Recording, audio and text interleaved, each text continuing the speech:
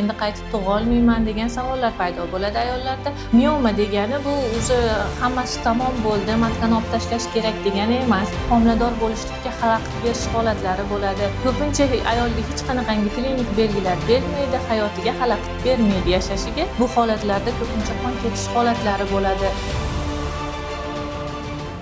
Assalomu alaykum. Bugun biz hozirgi kunda dolzarb bo'lgan va keng tarqalgan ayollarni o'ylantirishga majbur qilayotgan mavzu miomalar haqida gaplashamiz. Miomalar bu o'zi nima? Mioma ba'zi ayollar farqiga bormaydi. Mioma deganda matkadami, tuxumdondami yoki bachadonni bo'ynidami ajrata olishmaydi. Mioma bu bachadonni tanasini mushaklari orasidagi hosil bo'lgan yaxshi kачествoli, yaxshi xususiyatli o'sma hisoblanadi. Mioma bu yaxshi xususiyatli hisoblanadi. U hech qachon zlokачественный, yomon xususiyatli bo'lib qolmaydi.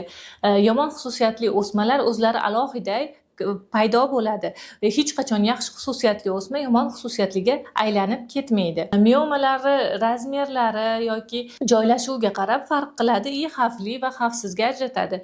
Ko'p ayollar mioma paydo bo'lganini eshitib, "Voy, menda mioma bor ekan, o'zi matkamni olib tashlash kerak ekan yoki operatsiya qilish kerak, menga endi qaytib tug'a olmayman" degan savollar paydo bo'ladi ayollarda, vahimaga tushishni boshlashadi. Lekin mioma degani bu o'zi hammasi tamom bo'ldi, matkani olib tashlash kerak degani emas.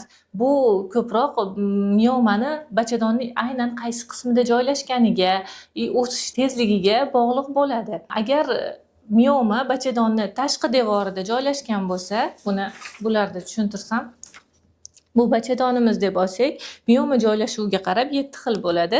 Agar miomalar bachadonni tashqi qismida, ya'ni 4-dan boshlab 7-gacha joylashgan bo'lsa, devorida joylashgan bo'lsa, ko'pincha ayol buni sezmaydi ham.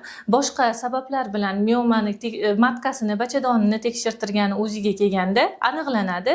Ko'pincha ayolga hech qanaqangi klinik belgilar bermaydi, hayotiga xalaqit bermaydi yashashiga. Lekin agar miomalarimiz 0dan boshlab 3gacha joylashgan bo'lsa, ya'ni bachadonimizning ichki qavatiga ta'sir qiladigan holatda bo'lsa, unda e'tibor berish kerak va albatta ginekolog, xirurgga uchrash kerak bo'ladi. Chunki bu holatlarda ko'pincha qon ketish holatlari bo'ladi, homilador bo'lishlikka xalaqit berish holatlari bo'ladi. Ularni operativ holatda olib tashlashga ko'rsatma bo'ladi. Menda yaqinda ham xuddi shunaqa holat bo'ldi. Bir ayol keldi, o'zi menopauza yoshiga yetib qolganlar. Shuning uchun 10-15 kun davomida qon ketganiga menopauzam boshlandi deb e'tiborsiz bo'lganlar.